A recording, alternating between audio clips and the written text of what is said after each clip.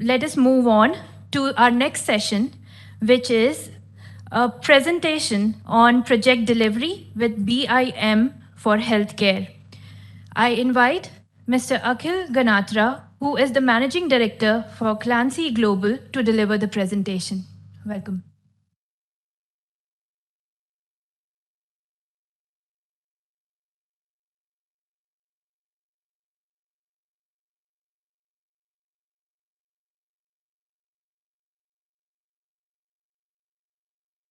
Hello everyone, I've got a nice 10 minutes, so hopefully it's not going to be boring.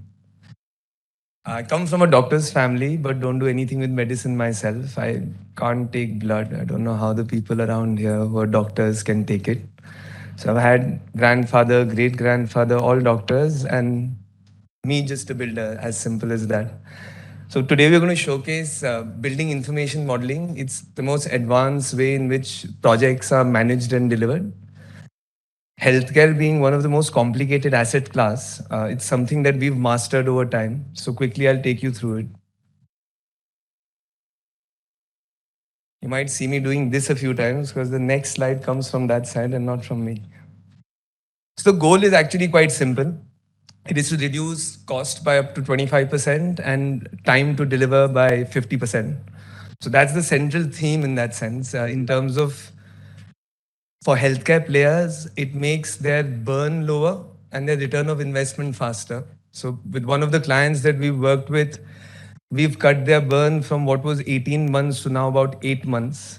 So finally comes down to first reducing your capital costs because you're not making money till you start operating. And second, start operating much faster than what anyone else could do within the construction field. Before you all think I'm theorizing about how time and money can be saved, we've just put 4 slides together to showcase that we've done it. It's not that we are theorizing about how cost and time can be saved.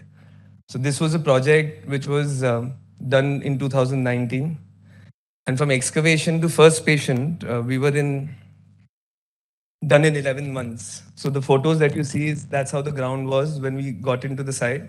And the photo you see right at the end, that's how it finished within 11 months. That's how it looked at 11 months for that matter. BHU का cancer अस्पताल तो सिर्फ 10 महीने में ही तैयार किया गया है। रिकॉर्ड टाइम है ये।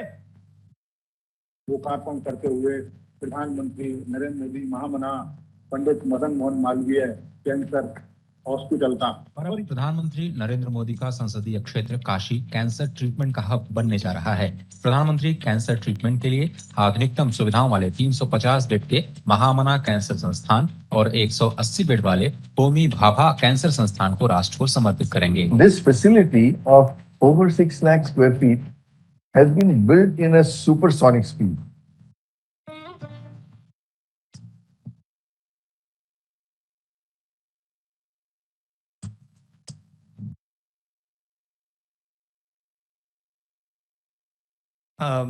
Sorry for a little bit of self-loathing. We're a fully data-driven company. We've got Feni here, our director for healthcare and education, and she feels self-loathing is good in the field. So there's 53 seconds of self-loathing. A little bit more. In last year, we delivered 8 hospitals through the second and third COVID waves in 10 months. This was from concept to handover. So we didn't have any architectural plans in place, and the architects effectively started. And within 6 months, most of these facilities is what we've delivered. This just gives you an indication that when you're following a data-driven or a process-driven framework, locations don't matter as much. You can work at multiple locations, and the discipline that you get in terms of output is same across the board. Now we'll get to the problem. Construction in general is something that doesn't work globally.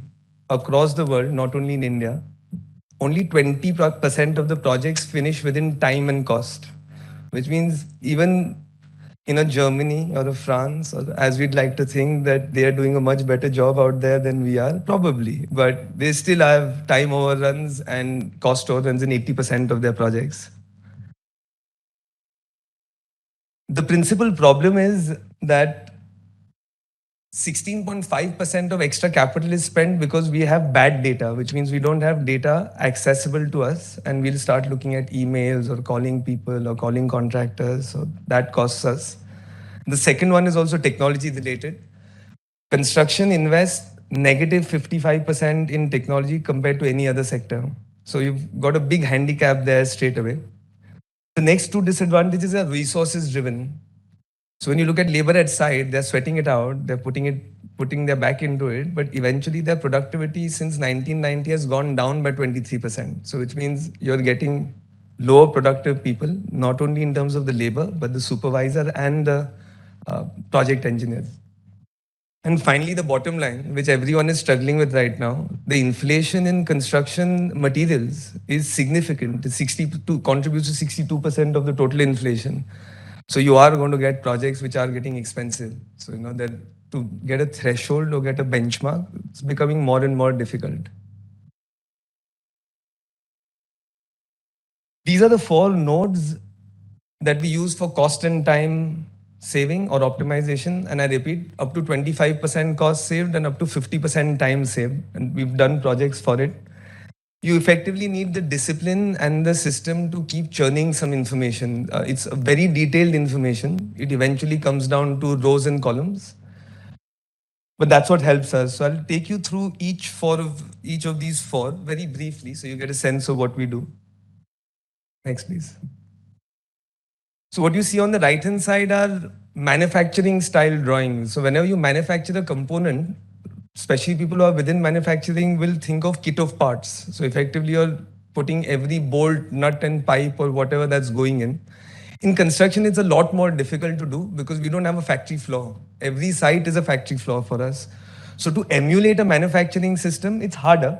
But it starts with the drawings. If you have detailed drawings enough with material IDs, the transparency that we are getting in cost control, billing, and even site efficiencies is significant. Next, please. So what these drawings effectively culminate into is a list of items that need to get installed, right from droppers to junction boxes to ducts to X, Y, Z. So this just gives you an indication from an IPD flow perspective. Okay, for inpatient, a single room has about 64 material IDs. This includes your bed, electrical sockets, all sorts that comes in. And a typical IPD floor would have about 81 material IDs. So as you go further in the presentation, effectively for every 1 lakh square foot, you have 18,000 takeoff items and about 400 to 450 activities that you're tracking. So while the culmination of it is just a projected versus actual percentage, but for every lakh square foot, you're effectively analyzing 19 to 20,000 lines to give you that projected versus actual percentage. How this is achieved, that's the second point, which is the 4D, 5D predictive engine. So building information modeling states that any timeline has to convert into material, labor, and cash flow. Because a percentage and a date means nothing until you have the material to do it, the people to install it, and the money for both of them to come together. So effectively, we convert our GANs into a material, labor, and cash flow, where you've got ordering, fabrication, quantity, productivity, measurements, and billing. What's key is what you see at the bottom, current plus 3 weeks. Typically, a construction program is a lot longer, maybe 6 months, 1.5 years, 1 year. What you're really managing is current plus 3 weeks. No matter how sophisticated of a baseline schedule you have, if you're shifting between your current plus 3 weeks, that baseline is gone to the dogs. So as I was saying, there's almost 400 activities and 18,000 takeoffs, which get analyzed per 1 lakh square foot to give you some very simple dashboard, which says that what should have been the projected percentage in the week that you are and what is the actual percentage. Of course, this gets accompanied with a lot of project information. So for the owners or the promoters, maybe this percentage is enough. But when you go down to the project delivery team, you have contractor-wise material, labor, and measurements, critical path and on-hold items, and finally drawing annotations so that you can see how much is actually built. This is the easiest one, to be honest, structured procurement. All of us are used to working with L&Ts or Sapoji Palanjis or Samsung in the case of this project. That's what a general contractor does. So effectively, a general contractor takes every principle under them and executes a project. As a consultant, we do exactly the same. So even a 40,000 square feet project is divided into 44 packages that get tendered. The cost saving that you get in this or fragmenting tenders is higher than anything else that you can do, because everywhere else you're trying to close the gaps or tighten the pipes. In this case, it's direct capital saving. Then you have to look at dry and modular technology, like drywalls have started coming up, floors are getting installed with adhesives. That makes site efficiencies much better. Maintainable materials, as simple as evidence-based design. And I know we've got a few architects here from the healthcare field, and they do a brilliant job in terms of what a healthcare detail should be versus something else. And finally, handholding the on-site resources. Like we said, the labor is, in respectful terms, not experienced or not able to deliver. We have to work with the contractor to help them deliver. 80% of work, whether it's an L&D Sapulji or anyone, is delivered by subcontractors. So effectively, the mindset of a project manager has to be, how will the subcontractors benefit from what you're teaching them and hence deliver efficiency at site? This is the final or the fourth step, which is a unified data platform, which sounds so easy, right? Especially in the बोलते हैं ना ERP के ज़माने में तो सबको लगता है कि 2 क्लिक के बटन के ऊपर हर कोई इन्फॉर्मेशन आ जाएगी. People who have actually implemented ERP, easier said than done. Same thing with construction, easier said than done. Unified data platform looks quite easy. You've got all the headers there and you just report on these headers every week. What you see in blue is items that are directly influenced by building information modeling. So you've got your project delivery framework, and the items in blue is what make them cheaper and faster. That's about it. This is the last slide, and the slide after that is just a little bit of fancy stuff.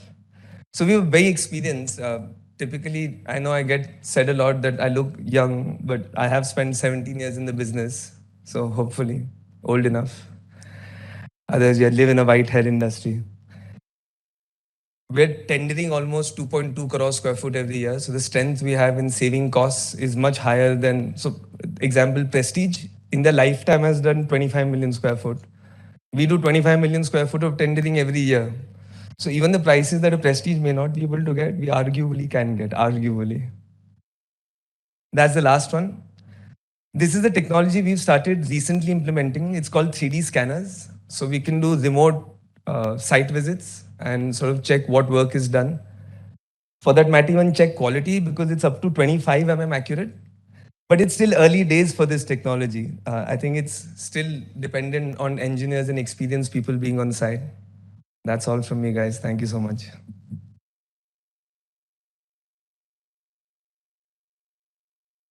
Thank you so much, Mr. Ganatra. That was so insightful. I request Mrs. Bobby Ramesh to please felicitate Mr. Akhil Ganatra.